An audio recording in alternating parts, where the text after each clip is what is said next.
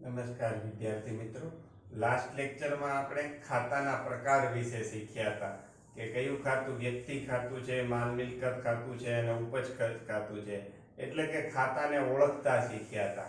આજે આપણે ખાતાને ઓળખ્યા બાદ નવી રીત છે જે તે વ્યવહારોની બેવડી અસર તે શીખવાનું છે. વ્યવહારોની બેવડી અસર.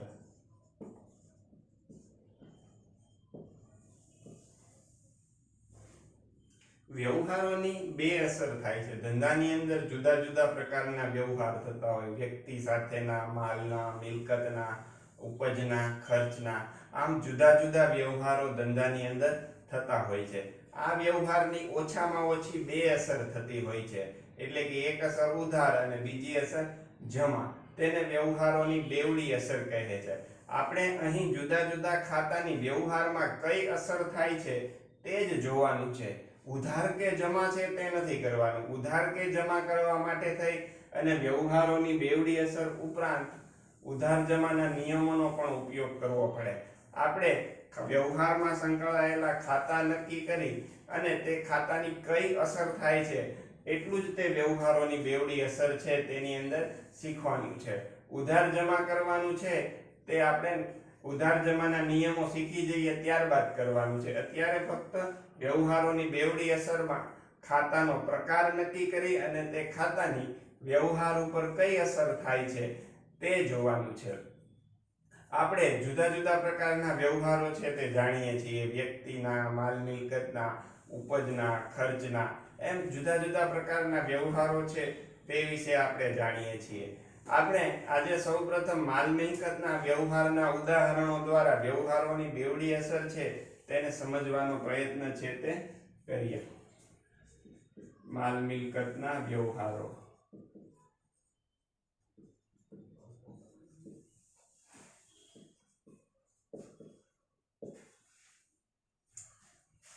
આપણને ખબર છે કે માલ મિલકતના કયા કયા વ્યવહારો છે. ખરીદી વેચાણના, ખરીદ પરત વેચાણ પરતના છે તે બધા માલના વ્યવહારો કહેવાય. જમીન, મકાન, યંત્રો, ફર્નિચર, વાહનોના જે વ્યવહારો થાય તે બધા મિલકતના વ્યવહારો થાય. તો આ બધા જે છે તે માલ મિલકતના વ્યવહારો છે. આ વ્યવહારોમાં કયા ખાતા સંકળાયેલા હોય છે અને તેની વ્યવહારમાં કઈ રીતે બે અસર થાય છે તે આપણે આ લેક્ચરની અંદર જોવાનું છે. એટલે કે માલ મિલકતના જે વ્યવહારો છે તેની બેવડી અસર કઈ રીતે થાય છે તેનો અભ્યાસ છે તે કરવાનો છે.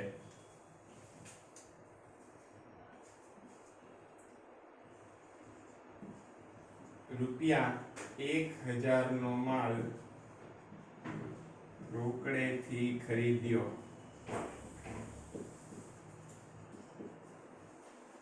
રૂપિયા 1000 નો માલ રોકડેથી ખરીદ્યો. આ વ્યવહાર છે તે માલની ખરીદીનો વ્યવહાર છે. આ જે માલનો વ્યવહાર જે છે ખરીદીનો, તેમાં કઈ રીતે બેવડી અસર એટલે કઈ રીતે બે અસર થાય છે તે આપણે છે તે શીખવાનું છે. તો જ્યારે કોઈ પણ વ્યવહારમાં કઈ બે અસર થાય છે તે શીખવું હોય તો સૌપ્રથમ વ્યવહાર વાંચીને એ નક્કી કરવું પડે કે આ વ્યવહાર રોકડ છે કે ઉધાર વ્યવહાર છે. તો અહીં આપણે રૂપિયા 1000 નો માલ રોકડેથી ખરીદ્યો તેવો વ્યવહાર છે.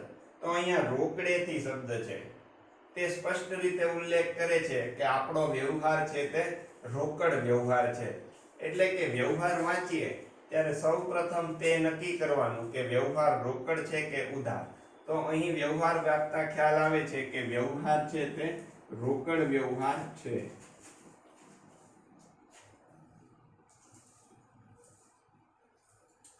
હવે રોકડ વ્યવહાર છે તે નક્કી થઈ ગયા બાદ એક નિયમ યાદ રાખવાનો કે રોકડ વ્યવહાર હોય તેની અંદર સૌપ્રથમ એક નિયમ છે કે તેની અંદર રોકડ ખાતું સંકળાયેલું હોય જ તે. એટલે કે રોકડ વ્યવહાર હોય તો એક ખાતું રોકડ ખાતું છે તે સંકળાયેલું હોય છે. આપણે અહીં ખાતા નોંધવાના હોય છે. સાઈડમાં પેલા ખાતા નોંધતા જઈએ કે રોકડ ખાતું.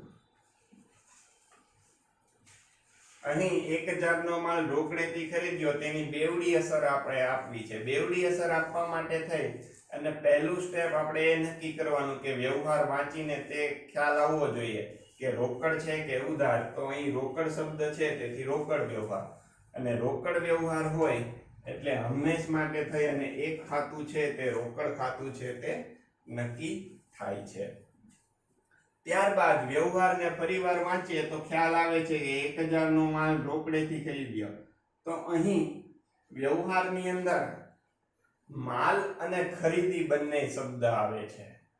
જો માલ અને ખરીદી બંને શબ્દ આવતા હોય તો વ્યવહારમાં એક ખાતું છે તે ખરીદ ખાતું પણ નક્કી થાય છે. ખાસ યાદ રાખવાનું, ખરીદી અને માલ અથવા માલ અને ખરીદી શબ્દ આ બંને શબ્દ જો આવતા હોય તો એક ખાતું છે તે ખરીદ ખાતું છે તે નક્કી થતું હોય. અહીં રફમાં આપણે ખાતાના નામ નક્કી કરી લેવાના. વ્યવહારની બેવડી અસર આપવા માટે થઈ અને સામાન્ય રીતે ઓછામાં ઓછા 2 ખાતા છે તે નક્કી કરવાના હોય છે. 2 થી વધુ ખાતા પણ હોય છે. તે સંયુક્ત વ્યવહારોની અંદર જોવા મળે છે. અહીં જે આ તમારું બીજું ચેપ્ટર છે તેની અંદર આપણે સાદા વ્યવહારો જ હોય છે. તેથી વ્યવહારોની બેવડી અસર આપવા માટે થઈ અને ઓછામાં ઓછા 2 ખાતા જ નક્કી કરવાના હોય છે. તો અહીં આપણી પાસે બંને ખાતા છે તે નક્કી થઈ ગયા છે. કે અહીં વ્યવહાર વાંચતા રોકડ વ્યવહાર નક્કી થયો. રોકડ શબ્દ હતો એટલે એક ખાતું રોકડ વ્યવહાર છે એટલે ફરજિયાત રોકડ ખાતું હોય. ત્યારબાદ વ્યવહારમાં માલ અને ખરીદી શબ્દ છે. જો માલ શબ્દ ન હોય તો ખરીદ ખાતું નક્કી ન થઈ શકે. માલ અને ખરીદી શબ્દ હોય તો જ ખરીદ ખાતું છે તે નક્કી થઈ શકે. તો એક ખાતું માલ અને ખરીદી શબ્દ છે તેથી ખરીદ ખાતું નક્કી થયું. વ્યવહારોની બેવડી અસર આપવા માટે થઈ અને ખાતા નક્કી કરવાના હોય તો બંને ખાતા છે તે નક્કી થઈ ગયા. સામાન્ય રીતે ખરીદ ખાતું છે તે પહેલા લખાય અને એની સાથે જે ખાતા હોય તે પછી લખવામાં આવે છે. ખરીદ ખાતાનો ક્રમ સામાન્ય રીતે પ્રથમ છે, તેથી આપણે ખરીદ ખાતું છે તે પ્રથમ લખશું. ખરીદ ખાતું, રોકડ ખાતું.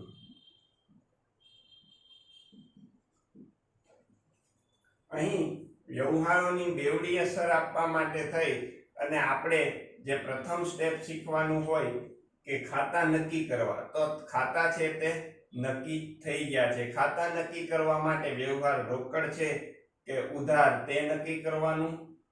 ત્યારબાદ રોકડ વ્યવહાર હોય તો રોકડ ખાતું છે તે આવે, અને ત્યારબાદ નિયમો છે તે ઘણા બધા છે પણ વ્યવહાર પ્રમાણે નિયમો છે.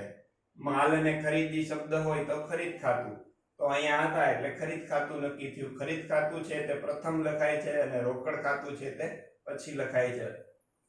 હવે આપણે પ્રકાર છે તે શીખી ગયા છીએ. ખરીદ ખાતું છે તે માલ મિલકત પ્રકાર છે.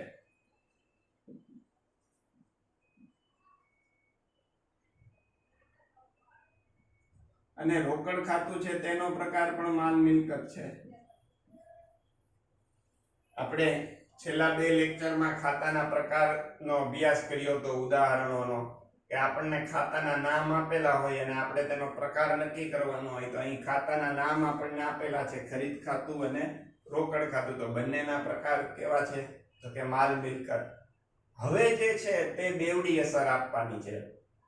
એટલે કે વ્યવહારમાં જે આપણે ખાતા નક્કી કર્યા તે ખાતા વ્યવહારની અંદર શું ભાગ ભજવે છે, શું પ્રક્રિયા કરે છે, શું અર્થઘટન કરે છે, તેને વ્યવહારની બેવડી અસર કહેવાય. આપણે આ જે ખાતા નક્કી કર્યા તે ખાતા આ જે વ્યવહાર ઉપરનો છે 1000 નો માલ રોકડેથી ખરીદ્યો, તેની અંદર શું ભાગ ભજવે છે, તેની અંદર શું પ્રક્રિયા કરે છે, તેને વ્યવહારની બેવડી અસર કહેવામાં આવે છે. તો આ 1000 નો માલ રોકડેથી ખરીદ્યો તેની અંદર પ્રથમ આપણે ખરીદ ખાતું નક્કી કર્યું. તો ખરીદ ખાતું શું અર્થઘટન કરે છે આ વ્યવહારમાં? તો કે ખરીદ ખાતું એટલું જ અર્થઘટન કરે કે જ્યારે જ્યારે ખરીદી કરવામાં આવે ત્યારે આપણી આગળ માલ આવે છે. એટલે કે ખરીદ ખાતું છે તે આ વ્યવહારની અંદર એટલું અર્થઘટન કરે કે ખરીદીથી માલ આવે છે.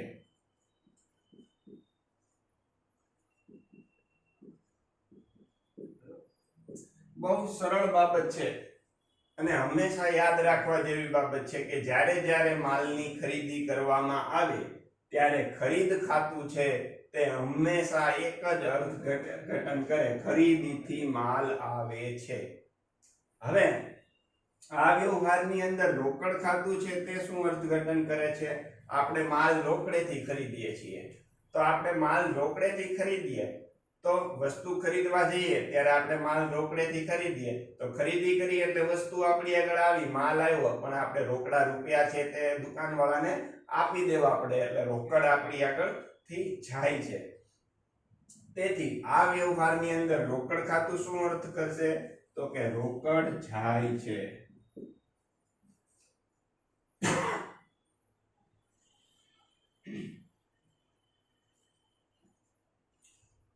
આ જે આપણે અસરો આપી, ખરીદીથી માલ આવે છે અને રોકડ જાય છે, તેને વ્યવહારની બેવડી અસર છે તે કહેવામાં આવે છે. અહીં ત્યારબાદ ઉધાર કે જમા કરવાનું હોય છે, પણ તે ઉધાર કે જમા કરવા માટે થઈ અને માટે ઉધાર અને જમાના નિયમો ધ્યાનમાં લેવા પડે છે. સૌપ્રથમ આપણે ઉધાર કે જમા નથી કરવું, વ્યવહારોની બેવડી અસર જ શીખવી છે. વ્યવહારોની બેવડી અસર શીખાઈ જાય ત્યારબાદ ઉધાર જમાના નિયમો પ્રમાણે ઉધાર જમા કરવું ખૂબ સરળ બની જાય છે.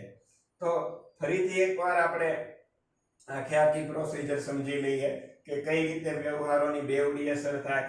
તો કે પહેલા વ્યવહાર છે તેને વાંચવાનો અને નક્કી કરવાનું કે વ્યવહાર રોકડ છે કે ઉધાર. અહીં વ્યવહાર રોકડ છે. કોઈ પણ વ્યવહાર રોકડ વ્યવહાર હોય તો એક ખાતું રોકડ ખાતું હોય છે. ત્યારબાદ માલ અને ખરીદી શબ્દ આવ્યો. માલ અને ખરીદી શબ્દ આવે તો બીજો નિયમ છે કે માલ અને ખરીદી શબ્દ આવે એટલે બીજું ખાતું ખરીદ ખાતું નક્કી થાય. ખરીદ ખાતું અને રોકડ ખાતું ઓછામાં ઓછા બે ખાતા નક્કી કરવાના હોય છે. ખરીદ ખાતું હંમેશા પ્રથમ લખાય અને રોકડ ખાતું છે તે પછી લખાય. એટલે કે ખરીદ ખાતું છે તે પહેલા લખાય અને એની સાથે જે કોઈ ખાતા સંકળાયેલા હોય તે ત્યારબાદ લખવામાં આવે છે. બંનેના પ્રકાર નક્કી કરવાના. કયો પ્રકાર છે? માલ મિલકત, ઉપજ ખર્ચ, વ્યક્તિ. તો ખરીદ ખાતું અને રોકડ ખાતું બંને માલ મિલકત પ્રકાર ધરાવે છે. ત્યારબાદ ખરીદ ખાતું અને રોકડ ખાતું બંનેનો અર્થ કરવાનો. એટલે કે આ વ્યવહારમાં તેમની ભૂમિકા શું છે, અર્થઘટન શું થાય છે? તો કે ખરીદ ખાતું છે તે આ વ્યવહારમાં શું અર્થ કરે છે, શું પ્રક્રિયા કરે છે? તો કે ખરીદ ખાતું હંમેશા એક જ બાબત બતાવે કે ખરીદીથી માલ આવે છે. અને અહીંયા રોકડ ખાતું આ વ્યવહારમાં શું ભૂમિકા ભજવે છે?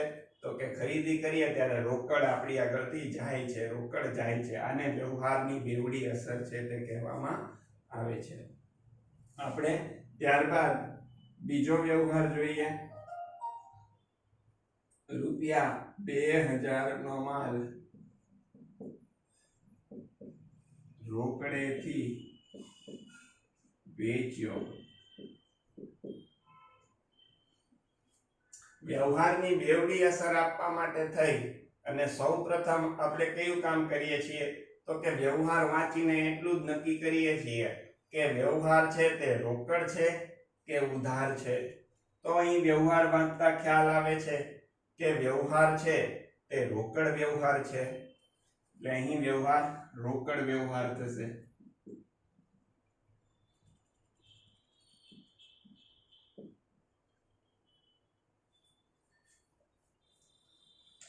અહીં વ્યવહાર વાંચતા ખ્યાલ આવે છે કે રોકડેથી માલ ખરીદ્યો. રોકડ શબ્દ આવે એટલે કોઈ પણ વ્યવહાર છે તે રોકડ વ્યવહાર થઈ જાય. એટલે અહીં આ વ્યવહાર છે તે રોકડ વ્યવહાર થઈ જશે. ત્યારબાદ રોકડ વ્યવહાર નક્કી થઈ જાય એટલે આપણો નિયમ છે કે રોકડ વ્યવહાર હોય એટલે એક ખાતું રોકડ ખાતું છે તે નક્કી થઈ જાય છે. હવે આ વ્યવહાર ફરીથી વાંચતા આપણને ખ્યાલ આવે છે કે અહીં માલ અને વેચ્યો એવા બે શબ્દ છે. એટલે કે માલ અને વેચાણ શબ્દ છે. તો માલ અને વેચાણ શબ્દ હોય તો એનો નિયમ છે કે માલ અને વેચાણ શબ્દ આવે એટલે એક ખાતું છે તે વેચાણ ખાતું નક્કી થાય.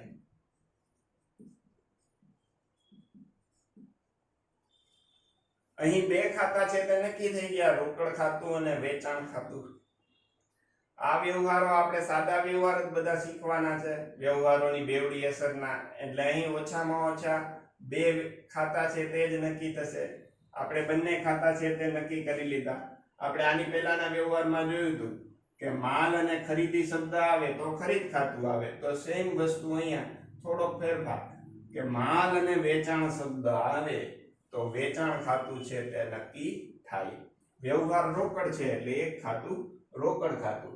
આપણા બંને ખાતા નક્કી થઈ ગયા, રોકડ ખાતું અને વેચાણ ખાતું. હવે વેચાણ ખાતું લખવાનો નિયમ છે કે વેચાણ ખાતું હંમેશા છેલ્લે લખાય.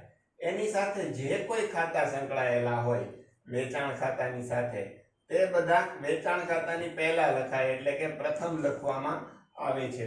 તો અહીં રોકડ ખાતું પ્રથમ લખાશે,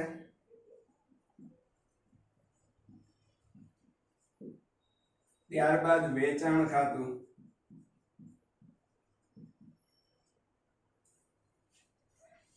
જે રીતે ખરીદ ખાતું છે તે પ્રથમ લખવામાં આવે છે તેવી જ રીતે વેચાણ ખાતું છે તે છેલ્લે લખવામાં આવે છે, અને એની સાથે જે કાંઈ ખાતા સંકળાયેલા હોય તે પ્રથમ લખવામાં આવે છે. હવે આપણે આ બંને ખાતાના પ્રકાર નક્કી કરીએ. રોકડ ખાતું છે તો તેનો પ્રકાર છે તે માલ મિલકત છે, અને વેચાણ ખાતું છે તેનો પ્રકાર પણ માલ મિલકત છે. બંને ખાતા છે તેના પ્રકાર નક્કી કર્યા. હવે આ બંને ખાતા જે છે તેની વ્યવહારની અંદર કઈ રીતે બેવડી અસર થાય છે, એટલે કે આ બે ખાતા આ વ્યવહાર છે તેની અંદર શું ભાગ ભજવે છે, શું અસર કરે છે તે જોઈએ. રોકડ ખાતું 2000 નો માલ રોકડેથી વેચ્યો. તો આ 2000 નો માલ જે રોકડેથી વેચ્યો એમાં રોકડની શું ભૂમિકા છે, એટલે કે આપણે વસ્તુ વેચીએ છીએ ત્યારે રોકડ શું થાય છે, તો કે સામાન્ય રીતે આપણે વસ્તુ વેચીએ ત્યારે રોકડ છે તે આપણી પાસે આવે છે. એટલે કે રોકડ ખાતું છે તેનો અર્થ આવો થશે, રોકડ આવે છે. વેચાણ ખાતું, તો કે વેચાણ ખાતું છે તેનો અર્થ શું થશે આ વ્યવહારની અંદર, તો કે વેચાણ કરીએ આપણે કોઈ પણ વસ્તુનું તો વેચાણ કરવાથી સામાન્ય રીતે વસ્તુ આપણી પાસેથી જાય છે. તો અહીં વેચાણ ખાતું છે તે હંમેશને માટે યાદ રાખો કે એક જ અર્થ કરે કે વેચાણથી માલ જાય છે. વેચાણથી માલ જાય છે. તો અહીં વ્યવહારોના બંને ખાતા છે તેની અસર નક્કી થઈ ગઈ. રોકડ આવે છે અને માલ જાય છે. તો આની પરથી ખ્યાલ આવે કે જ્યારે આપણે ખરીદી કરીએ ત્યારે ખરીદીથી માલ હંમેશા આપણી પાસે આવે, અને રોકડેથી ખરીદી કરી હોય તો રોકડ જાય. તેવી જ રીતે જ્યારે માલ રોકડેથી વેચીએ તો વેચાણ કરીએ ત્યારે રોકડ છે તે આપણી પાસે આવે છે, અને વેચાણ કરીએ ત્યારે માલ છે તે આપણી પાસેથી જાય છે. આગળ આપણે ઉદાહરણ જોઈએ. ₹1000 નો માલ ચિરાગ પાસેથી રોકડેથી ખરીદ્યો. અહીં 1000 નો માલ ચિરાગ પાસેથી રોકડેથી ખરીદ્યો. આપણે આ વ્યવહારની બેવડી અસર આપવા માટે થઈ અને સૌ પ્રથમ છે તે વ્યવહારને વાંચીએ અને એટલું નક્કી કરીએ કે વ્યવહાર છે તે રોકડ છે કે ઉધાર છે. તો ₹1000 નો માલ ચિરાગ પાસેથી રોકડેથી ખરીદ્યો. તો અહીંયા રોકડ શબ્દ આવ્યો છે, વ્યક્તિનું નામ છે, પણ ફક્ત વ્યક્તિનું નામ નથી, રોકડ શબ્દ છે. જો વ્યવહારની અંદર રોકડ શબ્દ આવી જાય તો અન્ય કોઈ બાબતોનું મહત્વ છે તે રહેતું નથી. એટલે અહીં રોકડ શબ્દ આવ્યો એટલે આ વ્યવહાર છે તે આપણો રોકડ વ્યવહાર છે તે થઈ જશે.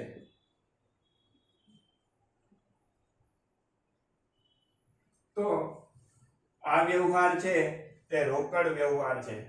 હવે આપણે હમણાં જ શીખ્યા કે કોઈ પણ વ્યવહાર રોકડ વ્યવહાર હોય તો રોકડ ખાતું છે તેની અંદર સંકળાયેલું હોય જ તે.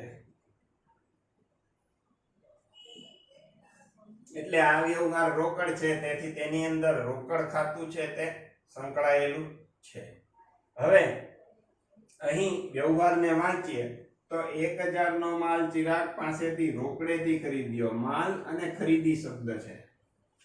તો આપણે હમણાં જ જોયું હતું પહેલા વ્યવહારની અંદર કે કોઈ પણ વ્યવહાર છે તેની અંદર માલ અને ખરીદી શબ્દ જો બંને આવતા હોય તો બીજું ખાતું એટલે કે બીજું એક ખાતું ખરીદ ખાતું છે તે નક્કી થતું હોય છે.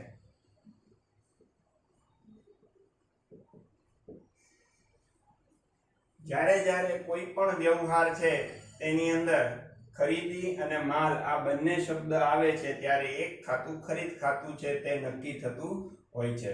તો અહીં માલ અને ખરીદી શબ્દ છે એટલા માટે થઈ અને ખરીદ ખાતું છે તે નક્કી થશે. હવે આપણી પાસે બંને ખાતા જે છે તે ઉપલબ્ધ છે. આપણે ખાતાની બેવડી અસર આપવા માટે થઈ અને બે ખાતા જોઈએ તો બંને ખાતા છે તે આપણી આગળ છે.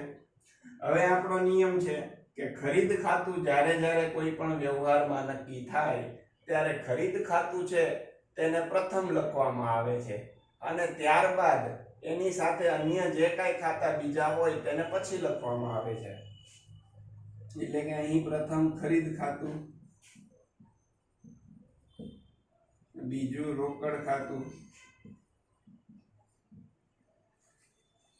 હવે ખાતા નક્કી થઈ ગયા બાદ ખાતાના પ્રકાર નક્કી કરવાના. આપણને ખ્યાલ છે કે ખરીદ ખાતું છે તે માલ મિલકત ખાતું છે અને રોકડ ખાતું છે તે પણ માલ મિલકત ખાતું છે. માલ મિલકત ખાતું.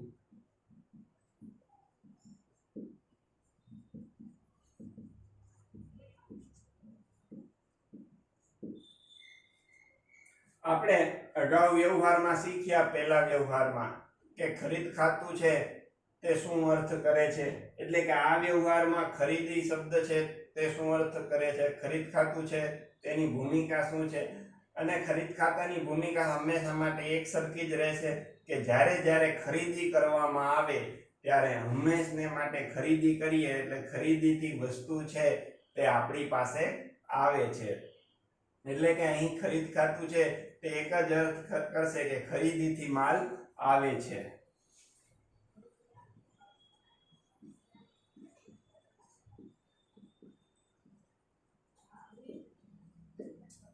હવે રોકડ ખાતું છે તે વ્યવહારની અંદર શું અર્થઘટન કરે છે તે જોઈએ. તો રોકડ ખાતું છે તે આ વ્યવહારમાં શું અર્થઘટન કરશે તો જ્યારે જ્યારે રોકડેથી માલ ખરીદવામાં આવે ત્યારે રોકડ ખાતું એક જ અર્થઘટન કરે કે આપણે માલની ખરીદી કરીએ અને રોકડેથી ખરીદી કરીએ ત્યારે રોકડ છે તે આપણી પાસેથી જાય છે. આપણે દુકાનેથી વસ્તુ ખરીદી કરીએ રોકડેથી તો તેમાં રોકડની શું ભૂમિકા હોય રોકડ ખાતાની તો કે રોકડ આપણે આપવી પડે છે એટલે કે રોકડ આપણી આગળથી જાય છે. તો આ વ્યવહારની અંદર રોકડ ખાતું છે તે શું અર્થ કરશે તો કે રોકડ જાય છે.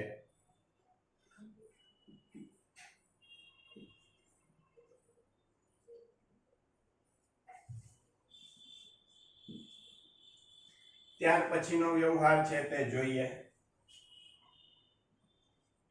₹2000 નો માલ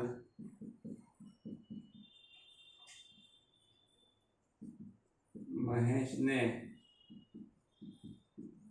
રોકડેથી વેચ્યો.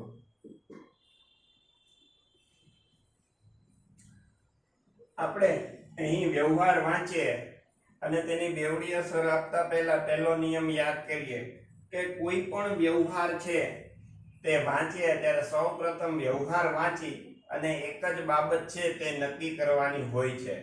તો કે કઈ પહેલી બાબત તો કે વ્યવહાર રોકડ છે કે ઉધાર તે નક્કી કરવું.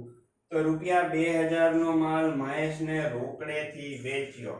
અહીં મહેશ અને રોકડ બંને શબ્દ છે પણ આપણો નિયમ છે કે જો વ્યવહારની અંદર રોકડ શબ્દ આવી જાય તો અન્ય બાબતોનું મહત્વ નથી. તેથી વ્યવહાર રોકડ છે તે જ રહેશે. એટલે કે અહીં વ્યવહાર છે તે રોકડ વ્યવહાર થશે.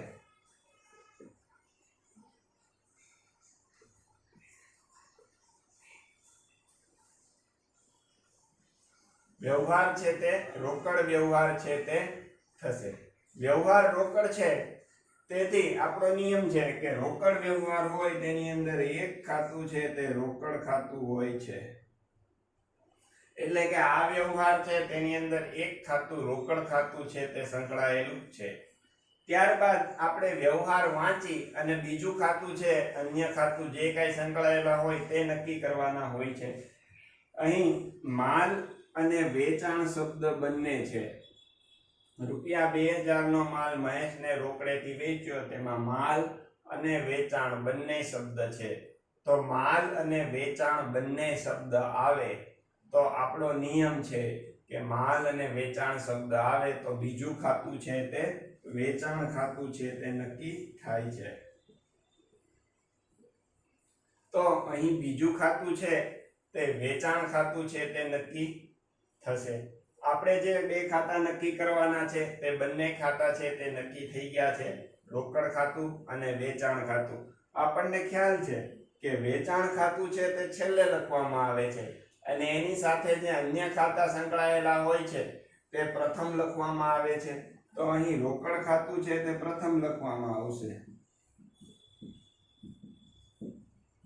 અને વેચાણ ખાતું છે તે ત્યારબાદ લખવામાં આવશે. અહીં પ્રકાર નક્કી થઈ જાય ત્યારબાદ આપણે ખાતા નક્કી થઈ જાય ત્યારબાદ આપણે તેના પ્રકાર નક્કી કરવાના હોય છે. રોકડ ખાતું અને વેચાણ ખાતું બંનેના પ્રકાર માલ મિલકત છે.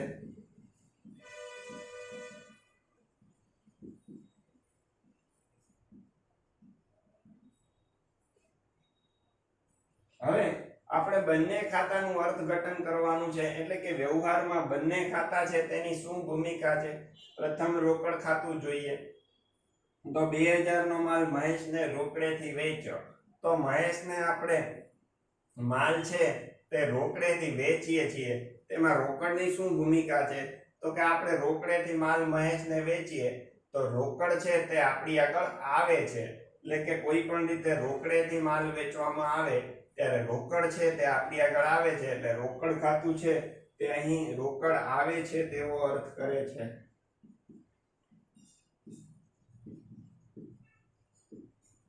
વેચાણ ખાતું, આ વ્યવહારમાં વેચાણ ખાતું છે તે શું ભૂમિકા છે કે ₹2000 નો માલ મહેશને રોકડેથી વેચ્યો.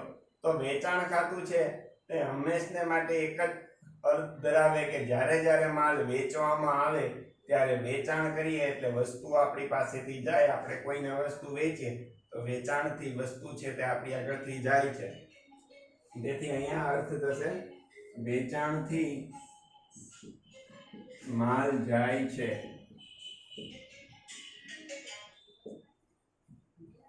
તેથી અહીં વેચાણ છે તે માલ જાય છે તેવો અર્થ કરશે વેચાણ ખાતું છે. તો આ રીતે આપણે વ્યવહારની બેવડી અસર છે તે શીખ્યા. ખરીદી અને વેચાણના વ્યવહારમાં કઈ રીતે બેવડી અસર આપવામાં આવે છે. આપણે આજે અર્થઘટન કરીએ છીએ ત્રીજા સ્ટેપમાં, તેને બેવડી અસર કહેવામાં આવે છે. તો કેવી રીતે માલના વ્યવહારમાં બેવડી અસર અપાય, એમાંય ખાસ કરીને રોકડના વ્યવહારમાં કેવી રીતે બેવડી અસર અપાય તે વિશે આપણે શીખ્યા. હજી આપણે બેવડી અસરની અંદર ઘણું બધું ઊંડાણપૂર્વકનું શીખવાનું છે. આજે આપણે આ શરૂઆતની બાબતો શીખ્યા કે કઈ રીતે આપણે છે તે વ્યવહારની બેવડી અસર અપાય અને ખાસ કરીને માલ મિલકતના વ્યવહારોમાં માલના વ્યવહારોની અંદર શીખ્યા. તો ફરી એકવાર આપણે જોઈ લઈએ કે કઈ રીતે બેવડી અસર છે તે આપવામાં આવે છે. કે કોઈ પણ વ્યવહાર પહેલા વાંચવાનો, વાંચ્યા બાદ એ બાબત નક્કી કરવાની કે વ્યવહાર રોકડ છે કે ઉધાર, તે નક્કી કરવાનું. વ્યવહાર રોકડ હોય તો આપણો નિયમ છે કે એક ખાતું રોકડ ખાતું હોય છે. ત્યારબાદ માલ અને ખરીદી શબ્દ આવે તો બીજું ખાતું છે તે ખરીદ ખાતું નક્કી કરવાનું, અને માલ અને વેચાણ શબ્દ આવે તો બીજું ખાતું વેચાણ ખાતું નક્કી થાય છે.